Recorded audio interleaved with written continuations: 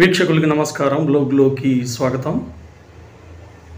Game changer Ram Charan నటించిన ఒక భారీ బడ్జెట్ సినిమా శంకర్, ప్లాపులతో కొట్టుమిట్టాడుతున్న శంకర్ దర్శకత్వంలో వచ్చింది. ఈ సినిమా మీద చాలా అంచనాలు పెట్టుకున్నారు రామ్ చరణ్, శంకర్లు. సినిమా విజయం కోసం వారు పడిన కష్టం సినిమా మొత్తం కనిపిస్తూనే ఉంది.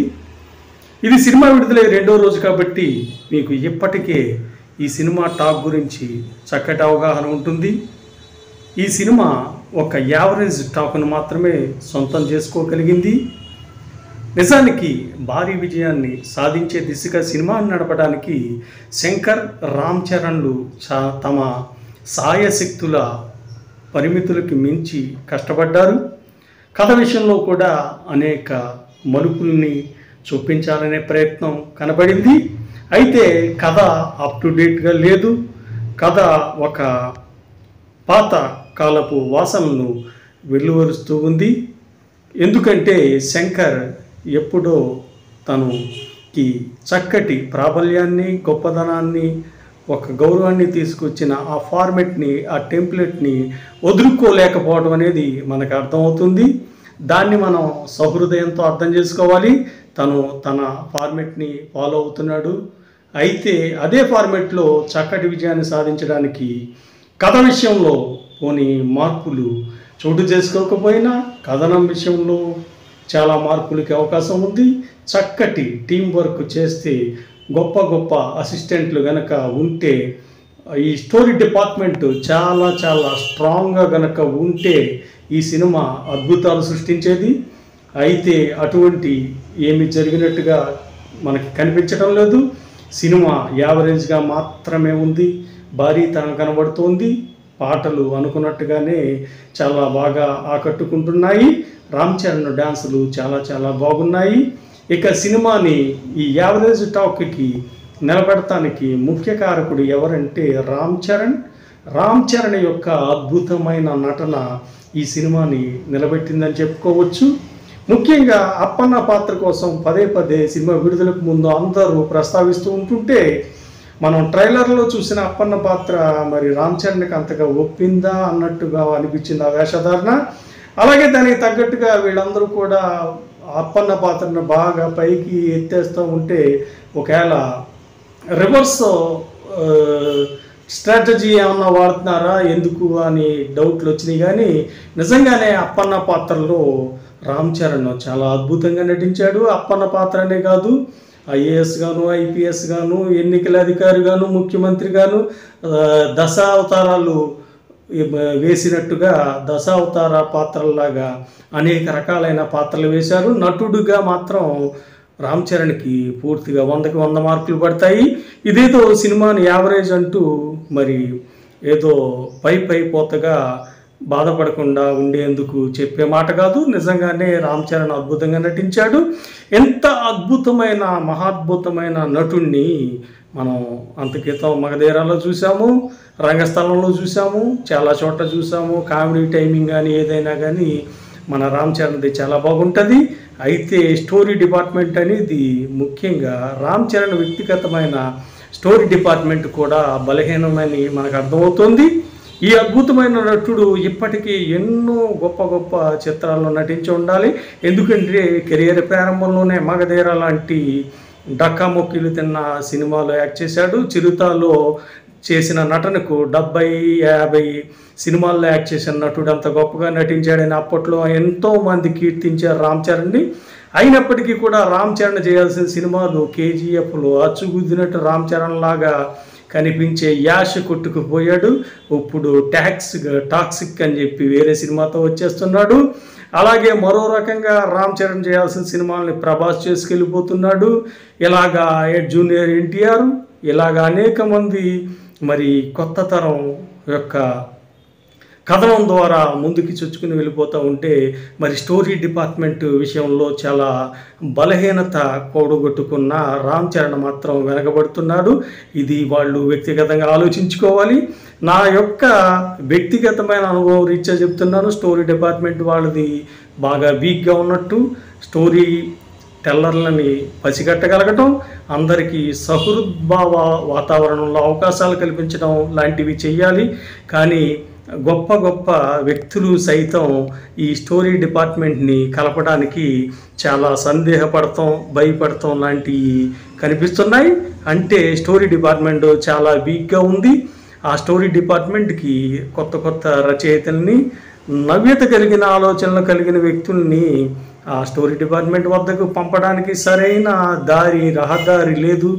ఆ రహదారి మూసుకుపోయి ముళ్ళదారిగా ఉంది. దాంతో అక్కడికి గొప్ప రచన చేయగలిగిన సామర్థ్యం ఉన్నవాళ్ళు వెళ్ళే అవకాశం లేదు. ఇది నా వ్యక్తిగతమైన అభిప్రాయం. గతంలో ఈ సినిమా నిర్మాణ సంస్థల ఆఫీసుల ముందు గేటు దగ్గర 1-2 రోజులు పడిగాపులు కాస్తే చాలు, ఇతని దగ్గర ఏదో విషయం ఉంటుంది, అందుకనే ఎంతలా పడిగాపులు కాస్తున్నాడు అని కనీసం ఆ నిర్మాణ సంస్థ యొక్క యజమాని కాకపోయినా అందులో ఉండే ఆ మేనేజర్ ఎవరో చేయి పట్టుకు లోపలికి తోడుకొని తీసుకెళ్ళి ఇవ్వగలిగితే టీ, లేకపోతే మంచినీళ్ళైనా ఇచ్చి ఏంటి సో అని కనుక్కుని అందులో మంచి స్టఫ్ ఉంది ఈ వ్యక్తి దగ్గర అనుకుంటే పైకి పంపడం, ఆ తర్వాత వాళ్ళే గొప్ప గొప్ప రచయితల కింద నిర్మాణ సంస్థల్లో చేరడం కూడా జరుగుతూనే ఉంటుంది. చాలామంది పైకి కనిపించరు కానీ ద్వితీయ శ్రేణిలో లైన్లోనే ఉండిపోతారు. కానీ వాళ్ళు కూడా చాలా గణనీయమైన పాత్ర పోషిస్తారు సినిమాల విజయానికి. మొన్న ఉదాహరణకి పుష్ప 2కి సుకుమార్ ఒక 10 మంది పైనే వ్యక్తుల్ని, అసిస్టెంట్లని, రచయితల్ని పరిచయం చేశారు. వాళ్ళందరూ కంట్రిబ్యూషన్ కూడా విజయంలో ఖచ్చితంగా ఉంటుంది. పుష్ప 2 అంత ఘన విజయం సాధించిందంటే దానికి మరి వీళ్ళందరి కంట్రిబ్యూషన్ ఉంటుంది. అంతమంది కలిసి ఆ సినిమా విజయాలకి కృషి చేసినప్పుడు దాని యొక్క ప్రభావం మామూలుగా ఉండదు. ఎక్కడ ఏ తప్పు జరగకుండా వీళ్ళంతా కూడా దాన్ని కాపు కాసేస్తారు. కానీ ఎప్పుడైతే స్టోరీ డిపార్ట్మెంట్ చాలా వీక్గా ఉందని మనం ఎలా చెప్పేస్తామంటే, ఒక రచన సామర్థ్యం ఉండి, ఒక స్థాయి కలిగి, ఇది మనం బ్యాక్గ్రౌండ్ చెప్పుకోవడానికి ఎంతో అంత ఉండి, వాళ్ళను కూడా సరిగ్గా రిసీవ్ చేసుకునే ఒక సరైన వెసులుబాటు లేనప్పుడు ఇక ఆ నిర్మాణ సంస్థ కానీ ఆ హీరోల యొక్క స్టోరీ డిపార్ట్మెంట్లు చాలా డొల్లగా ఉంటాయి. అప్పుడు ఏమవుతుందంటే నువ్వెంత మహానటుడివైనా, గొప్ప నటుడివైనా కూడా చాలా వెనకబడిపోవాల్సి వస్తుంది. రామ్ చరణ్ విషయంలో అదే జరుగుతుంది. వాళ్ళు గమనించుకోవాలి తాము వైపు నుంచి ఏం తప్పులు జరుగుతున్నాయో. అందుకనే రామ్ చరణ్ ఆహార్యం కలిగిన వాళ్ళు గొప్ప గొప్ప విజయాలు సాధించి మహా సూపర్ స్టార్లు అయిపోతున్నారు. రామ్ చరణ్ లాంటి జస్ట్ ఆకారం ఉన్నవాళ్ళు చాలా గొప్ప స్థాయికి వెళ్ళిపోతున్నారు. అద్భుతమైన నటనా సామర్థ్యం కలిగిన రామ్ చరణ్ మాత్రం ఇలా యావరేజ్ సినిమాలతో కాలక్షేపం చేయాల్సిన పరిస్థితి వస్తుంది. అంత గొప్ప మెగాస్టార్ తండ్రి అయి ఉండి కూడా అదే అతనికి ఒక శాపంలాగా తయారైనట్టు అనిపిస్తోంది. ఎందుకంటే ఎప్పుడైతే మెగాస్టార్ లాంటి తండ్రి ఉన్నారో ఒక చిన్న స్థాయి రచయితల్ని హక్కును చేర్చుకోవడానికి ఒక రకమైన అహం అడ్డొస్తుంది. ఆల్రెడీ ప్రూవ్ అయిపోయిన వాళ్ళతో మాత్రమే వంటకాలు కొనసాగించాలనే ఒక పద్ధతి అలవాటైపోద్ది. కానీ అది చాలా ప్రమాదకరం. ఆల్రెడీ ప్రూవ్ అయిన వాళ్ళతో మాత్రమే సినిమాలు చేయడం అనేది అంత మంచి పద్ధతి కాదు. కొన్నిట్లకి పాత బొమ్మలే కనిపిస్తూ ఉంటాయి రచయితల కింద. కానీ నిజానికి వాళ్ళ వెనకాల ఉండే అసిస్టెంట్లు కొత్త ఆలోచనలతో ఉన్న వాళ్ళు మారిపోతూ ఉంటారు. పైకి మాత్రం ఈ పాత వ్యక్తి పేరు మాత్రమే కనపడుతుంది. అవన్నీ చూసి పాత వాళ్ళు మాత్రమే, ఆల్రెడీ ప్రూవ్ అయిపోయిన గొప్ప రచయితలు మాత్రమే మనకు చేయగలరు అని అనుకోవడం అనేది ఒక పెద్ద అపోహ. దాంతో ఒక పరిమితమైన స్థాయికి మాత్రమే స్టోరీలు ఆగిపోతాయి. పుష్ప 2లు, పుష్ప 1లు, లేకపోతే KGFలు, సలార్లు ఇవేవి రావు. ఒక రొట్టకొట్టుడు వంటకం మాత్రమే. అదే పప్పుచారు, అదే ఉప్పు చేప, అదే పిత్తల పులుసు, అదే రొయ్యలు ఇగురు అన్నట్టుగా మారిపోద్ది తప్ప మరి జపాన్ వంటకాలు, చైనా వంటకాలు, ఇంకోటి ఏవి దక్కవు. అవన్నీ దక్కాలంటే రకరకాలైన రచయితలతోనూ ప్రావీణ్యం ఉందని అనుమానం వచ్చిన ఏ వ్యక్తినైనా హక్కును చేర్చుకునే అంత ధైర్య సాహసాలు ఖచ్చితంగా ఉండాలి. ఆ ధైర్య సాహసాలు లేకపోతే స్టోరీ డిపార్ట్మెంట్ చాలా వీక్ అయిపోద్ది. స్టోరీ డిపార్ట్మెంట్ వీక్ అయిపోతే కథ వీక్ అయిపోద్ది. మీరు బలవంతంగా కథను నిలబెట్టుకున్న కథనం వీక్ అయిపోద్ది. ఒకవేళ కథనాన్ని కూడా పగడ్బందీగా ఏర్పాటు చేసుకున్న దాన్ని షార్టులు డివిజన్లు కానీ వాటిని పేర్చే క్రమం కానీ దెబ్బతింటుంది. ఇవన్నీ సక్రమంగా ఉండాలంటే వెనకాల ఒక రామదండు లాంటి సైన్యం ఉండాలి. సైన్యం లేకపోతే కనుక చేసిన కష్టం అంతా వృధా అయిపోతుంది. ఎందుకంటే ఇప్పుడు ఈ గేమ్ చేంజర్లో నటన పరంగా రామ్ చరణ్ ప్రాణం పెట్టి నటించాడు, చాలా అద్భుతంగా నటించాడు. అయితే చాలా సన్నివేశాలు ముందు బాగానే మొదలైన తర్వాత పేలవంగా తయారైపోతుంది. ఈ సినిమాని విమర్శించడం నా ఉద్దేశం కాదు. ఈ సినిమా ఖచ్చితంగా అందరూ ఒక్కసారి చూడాల్సిన గొప్ప సినిమా. చాలా బాగుంది, చాలా మలుపులు ఉన్నాయి, చాలా పెద్ద కథ. అయితే ఒక బ్లండర్ మిస్టేక్ చెప్తాను. ఇది కొంచెం ఎంతో అంత కష్టపడి తీసే సినిమా కూడా కొంచెం నిర్లక్ష్యం బాగా ఉందనే దానికి ఈ సినిమాకి అతి ముఖ్యమైన పాత్ర ఒకటి ఉంది. చిన్న ఐఏఎస్ రామ్ చరణ్కి పక్కన ఉండే హీరోయిన్ కియారా అద్వానీ అంట. వాళ్ళిద్దరి మధ్యన కెమిస్ట్రీయే కాదు, మరి ఫిజిక్స్ కాదు, ఏది కూడా ఏ రసాయన శాస్త్రం కూడా వర్కౌట్ అవ్వలేదు. అదే అతి ముఖ్యమైన పాత్ర. ఎందుకంటే రామ్ చరణ్ ఐఏఎస్ అయ్యేలా ప్రేరేపించే అతి ముఖ్యమైన పాత్ర. అలాగే ఏదో శరణాలయాలు అవి నేర్పి వృద్ధుల్ని హక్కుని చేర్చుకునేలాంత ఉన్నతమైన పాత్ర. ఆ పాత్రకి ఈమె ఆహార్యం కానీ, రూపం కానీ, వక్షస్సు కానీ, ముఖం కానీ ఏదైనా ఒప్పుతుందా లేదా అనేది చూడాలి. ఇంకా చెప్పాలంటే ప్రజెంట్ లేటెస్ట్ టెక్నాలజీ ప్రకారం అయితే ఏం చూపించి పూర్తిగా చిత్రీకరణ అయిపోయిన తర్వాత కూడా బాగోలేదు అనుకుంటే ఆ హీరోయిన్ పాత్రని తీసి కట్ చేసేసి పక్కన పడి మళ్ళీ ఇంకో హీరోయిన్తో సినిమాలు చేయాల్సిన పరిస్థితి. ఎందుకంటే ఇప్పుడు పాన్ ఇండియా లెవెల్కి వెళ్ళిపోయిన ఈ సినిమాలు. నిర్లక్ష్యం చిన్నది కూడా పనికిరాదు. అటు స్టోరీ డిపార్ట్మెంట్ వీక్గా ఉండి ఇలాగా పాత్రలు, అది స్టోరీ డిపార్ట్మెంట్ వీక్గా ఉండటం వల్ల ఇలాంటివి కూడా జరుగుతాయి. స్టోరీ డిపార్ట్మెంట్ స్ట్రాంగ్గా ఉంటే ముందులోనే 1-2 సీన్ల చిత్రీకరణ తర్వాతే వాళ్ళే చెప్తారు ఏంటిది ఒప్పటం లేదు, హీరోకి కెమిస్ట్రీ ఒప్పట్లేదు, ఫిజిక్స్ ఒప్పటం లేదు, మ్యాథమెటిక్స్ ఒప్పట్లేదని వాళ్ళే చెప్పేస్తారు. దాంతో అది సినిమాకి ఎంతో దోహదపడుతుంది. చిన్న సలహా కింద కనిపించవచ్చు, ఆ అసిస్టెంట్ చాలా చిన్నవాడు అనిపించవచ్చు, కానీ బుర్రలో ఎంతో అంత గుజ్జున్న ప్రతి వాళ్ళని ఆదరించాలి. ఆదరించకుండా మరి ఒక స్థాయికే ఉండి ఒక స్థాయి వాళ్ళనే డబ్బు పెట్టి కొనుక్కుని వాళ్ళే చేయాలంటే వాళ్ళు ఇలా యావరేజ్ వంటకాలు వండేసి వాటిని మీ చేతిలో పెట్టేసి పక్కకి పారిపోతారు. అంతకంటే మించి ప్రజెంట్ ఏం జరగదు. అది ఒకప్పుడు వర్కౌట్ అయితే అయ్యి ఉండొచ్చు, కానీ ఈ పొరపాటు జరగకుండా చూసుకోవాలి. ఇక గేమ్ చేంజర్ వచ్చేటప్పటికి కథలో చాలా డెప్త్ నిజానికి ఉంది.